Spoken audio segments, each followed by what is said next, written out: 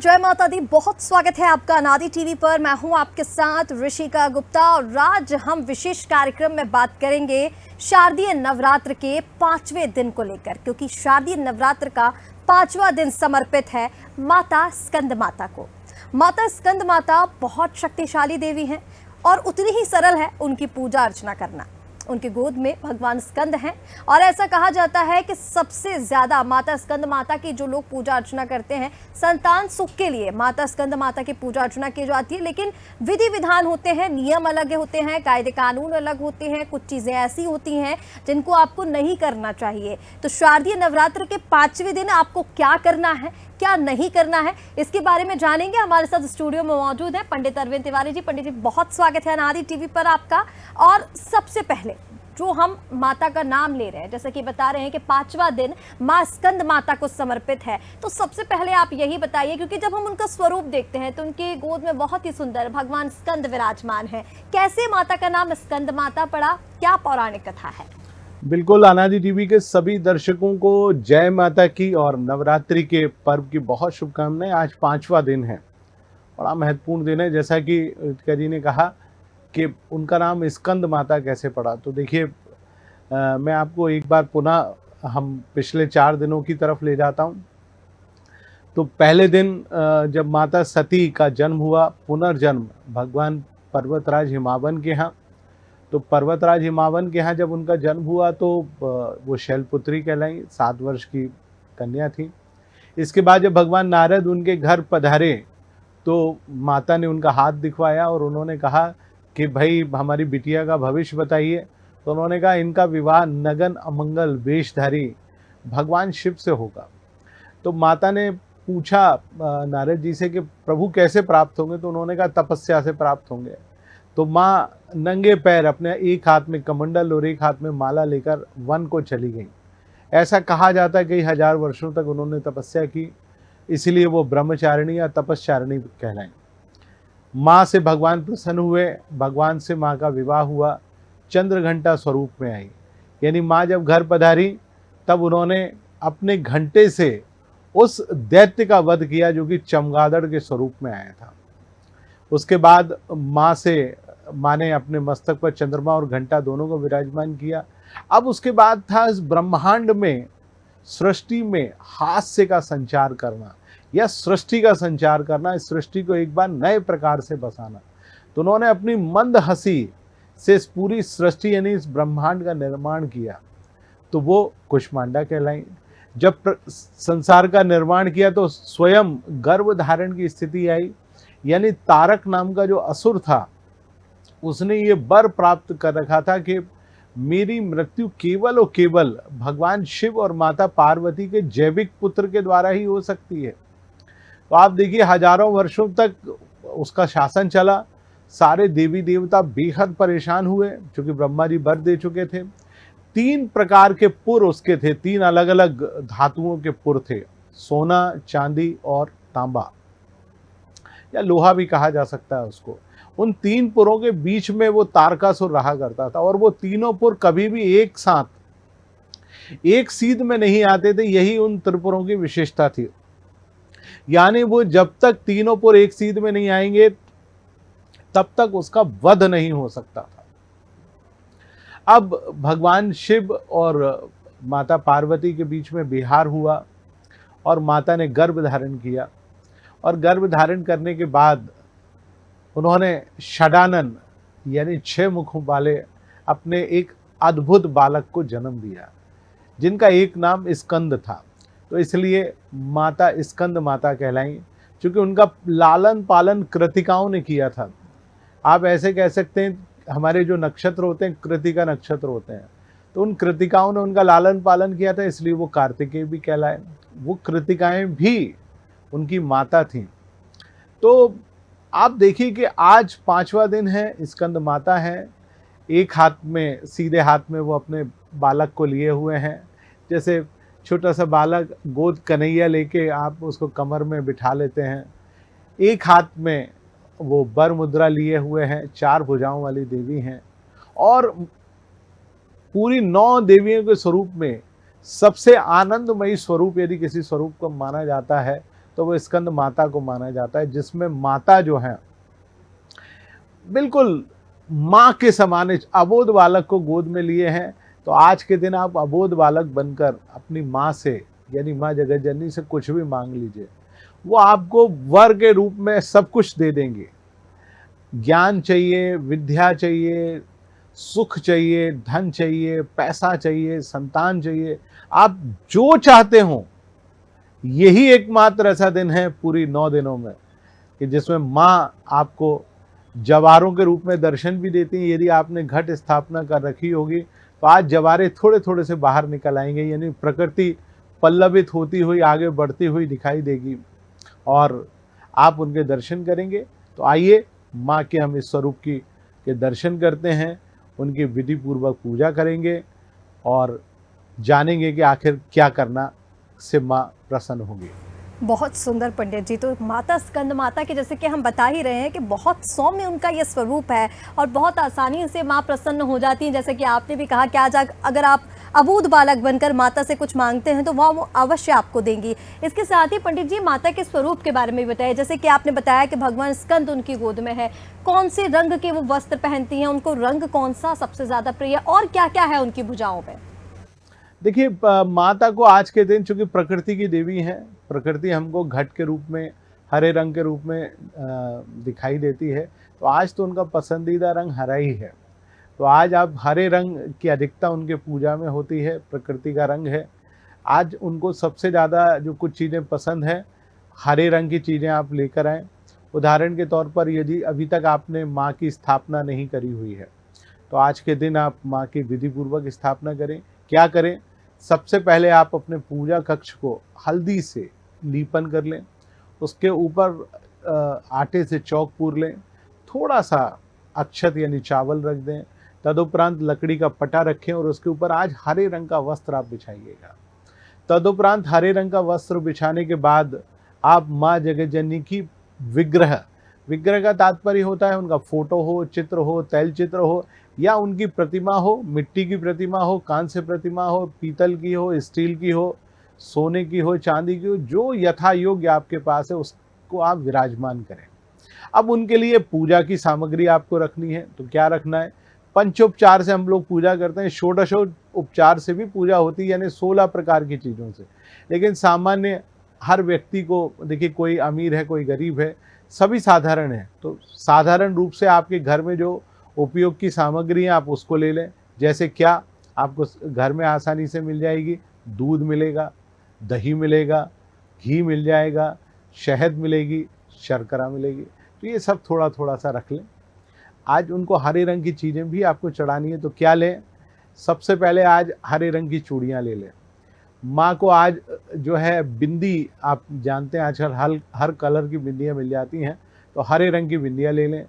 माँ को मेहंदी बहुत पसंद है, तो आज मेहंदी का एक पैकेट जो हरे रंग का होता है ज़रूर ले लें। बिछूड़ी ले लें, चांदी की जो आती हैं, पायल ले लें, आलता यानी महावर ले लें, चूँकि सुहागन है तो सिंदूर भी लगेगा। तो ये सामग्री आप अपने पास रख लें। अब एक एक करके आपको चढ़ाना है। तो सबसे पहले आपको दूध से स्नान कराना पड़ेगा। यदि फोटो है, तैल चित्र है, तो उसके ऊपर से आप करके कटोरी में डालते जाइए। दुग्धम समर्पयामि, दधिम समर्पयामि, घृतम समर्पयामि, मधु समर्पयामि, शर्करा समर्पयामि। इस प्रकार से आप उनको स्नान कराते हुए पुनः शुद्धोदक स्नान आप करा दीजिए। तदुपरांत आप शुद्ध जल से स्नान कराने के बाद माता को, उस विग्रह को वहाँ बिठा दीजिए। उनके ऊपर हरे रंग की सुंदर सी चुनरी, हरे रंग की चुनरी ना मिले तो लाल रंग या नारंगी रंग की चुनरी भी आप चढ़ा सकते हैं, चढ़ा दीजिए।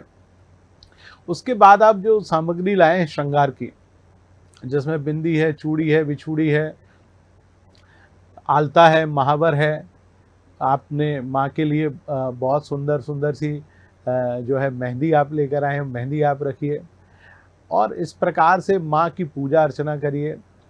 और पूजा अर्चना करके जो आपके मन में चाहत है उसको मांग लीजिए, षडानंद बन के मांगिए, ज़रूर माँ प्रदान करेंगे। बहुत सुंदर पंडित जी। तो ये आपने माता के स्वरूप के साथ पूजन विधि भी बताई दी है दर्शकों को कि कैसे आपको पूजा करनी है। अगर आपके मन है, अगर आपके पास विग्रह नहीं है तो कैसे आप फोटो की पूजा कर सकते हैं, या फिर कैसे आपको मूर्ति लेकर आनी है और कैसे उनकी स्थापना करके पूजा अर्चना करनी है। इसके साथ पंडित जी ये भी बता दीजिए, क्योंकि नवरात्र है, नवरात्र के 9 दिन पूजा करना किसी किसी के लिए बहुत मुश्किल, और मैं तो ये कह रही हूँ कि आज का समय इतना बिजी शेड्यूल है कि लोग 9 दिन पूजा अर्चना नहीं कर पा रहे हैं। ऐसे में अगर वो आज के दिन सिर्फ पूजा अर्चना करना चाहते हैं, माता स्कंद माता को पूजा उनकी करना चाहते हैं, उनको प्रसन्न करना चाहते हैं, कौन सा ऐसा मंत्र है, कौन सा, क्योंकि कहते हैं कि जो मंत्र है आप उसका विशेष महत्व होता है, क्योंकि आपने बीते दिनों भी बताया कि बीज मंत्र क्या है। कोई दुर्गा सप्तशती के पूरे मंत्र नहीं कर पा रहा है तो एक छोटा सा मंत्र करने से कैसे माँ प्रसन्न हो जाती है।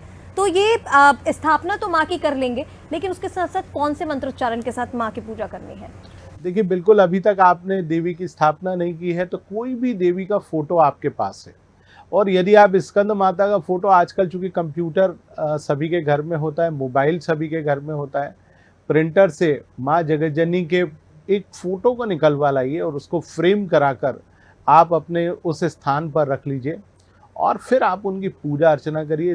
केवल सिंपल सिंदूर लगा दीजिए, केवल माता को सारी चीज़ें थोड़ी थोड़ी सी चढ़ा दीजिए, माता रानी उससे बेहद प्रसन्न होंगी। सबसे महत्वपूर्ण चीज़ आपने कहा मंत्र, मंत्र बहुत सुंदर से हैं, कुछ मंत्र मैं बता ही देता हूँ। दुर्गा सप्तशती का एक बहुत सुंदर सा मंत्र है, आप उसका पाठ करके भी माँ को प्रसन्न कर सकते हैं। मंत्र कुछ इस प्रकार से है, या देवी सर्वभूतेषु स्कंद मात्र रूपेण संस्थिता, नमस्तस्यै नमस्तस्यै नमस्तस्यै नमो नमः। तो आप इस मंत्र का जाप कर लीजिए। छोटा सा मंत्र मैं बता देता हूँ, ओम ऐं स्कंद माता देव्यै नमः, बहुत छोटा सा मंत्र है। ओम ह्रीं स्कंद मात्रै नमः, तो आप इस मंत्र का जाप कर लीजिए। और यदि आप इसको नहीं बोल पाए तो स्कंद माताय नमः।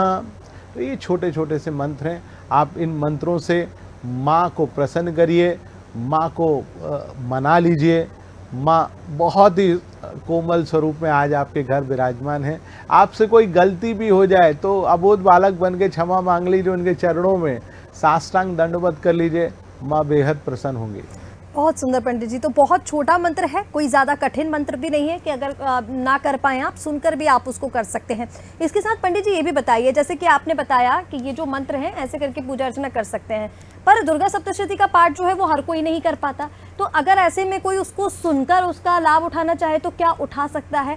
और आज के दिन, क्योंकि आप लगातार क्रमबद्ध तरीके से बता रहे हैं कि व्रत करने से नवरात्रों में आपके शरीर की शुद्धि भी होती है, चक्र जो 7 चक्र हैं वो जागृत होते हैं, आज के दिन कौन सा चक्र जागृत होता है, क्या उसका विशेष महत्व है? देखिए, आज जो सबसे महत्वपूर्ण चीज़ है, जैसे हम लोग व्रत की बात पिछले 4 दिनों से करते आ रहे हैं, तो आज के दिन भी यदि आप व्रत कर सकते हैं तो बहुत सुंदर सी चीज़ होगी। आज व्रत में आपको क्या लेना है? देखिए, मैं हमेशा फल के आहार की बात करता हूँ, मैं साबूदाना या अन्य जो गरिष्ठ सामग्री हैं उनके भोजन से आपको बचाना चाहता हूँ, ताकि आप उनसे अपने आप को दूर रख पाएँ। तो कोशिश करें आज हरे रंग के फल यदि आप ले सकें, जैसे आपको मौसम्बी मिलेगी बाज़ार में, पपीता आपको मिलेगा, ऊपर से हरा होता है, अंदर से वो पीला होता है। इसके अलावा आपको नारियल पानी मिलेगा, नारियल जो है पूरी तरह से बाहर से हरा होता है, आप नारियल पानी को पी लें, दिन भर जितना पी सकें। कीवी एक फल होता है, यदि आज आप कीवी का भोग माँ को लगा सकें, माँ बहुत प्रसन्न होंगी, क्योंकि माँ को हरे केले का आज भोग लगाया जाता है। माँ को पान के पत्ता, बीड़ा जो लगा हुआ पान होता है ना, उसमें इलायची डालकर माँ को भोग लगाया जाता है, माँ उससे बहुत प्रसन्न होती है। क्योंकि माँ ने अभी अभी जो है वो संतान को जन्म दिया है, जब भी एक माता संतान को जन्म देती है तो शरीर में थोड़ी सी कमजोरी हो जाती है। तो आज के दिन हम कुछ आयुर्वेदिक जड़ी बूटियों का भी भोग लगाते हैं। अब माँ है, उनको क्या हम जड़ी बूटी खिलाएंगे जिन्होंने इस ब्रह्मांड को जन्म दिया है, लेकिन प्रतीकात्मक रूप में हम लोग खिलाते हैं।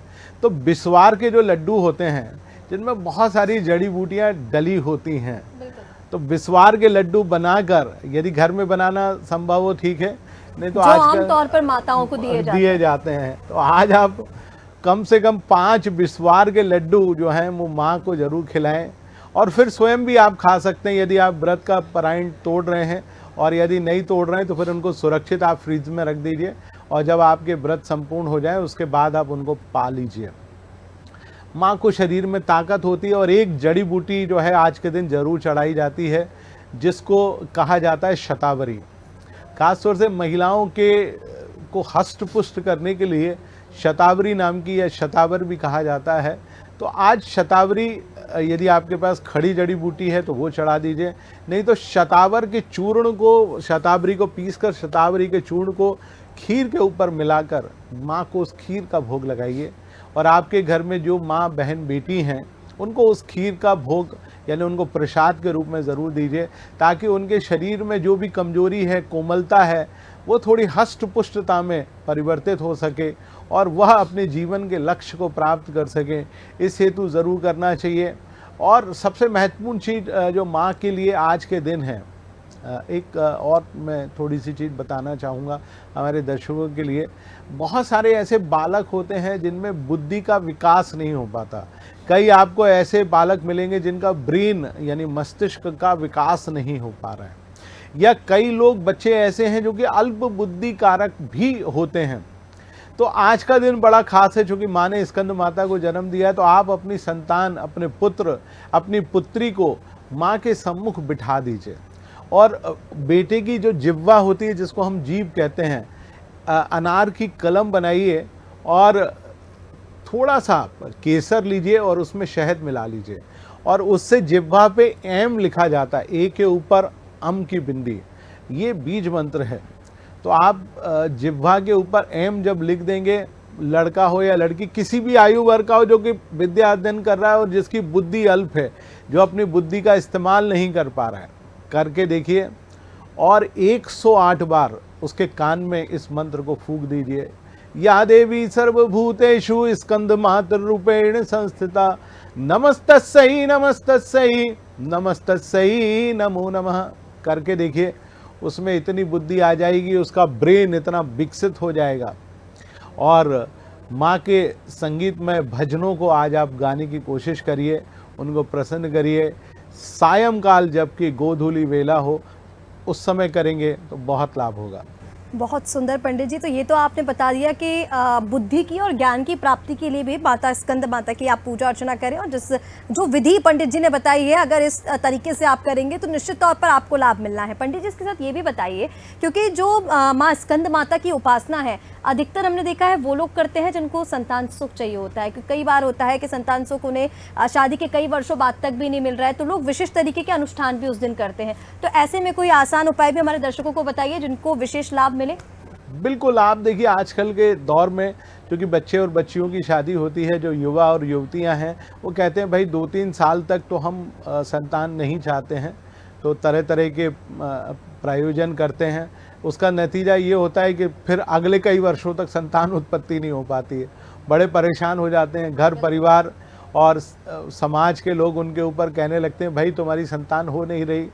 उस स्थिति में आज का दिन बहुत महत्वपूर्ण है।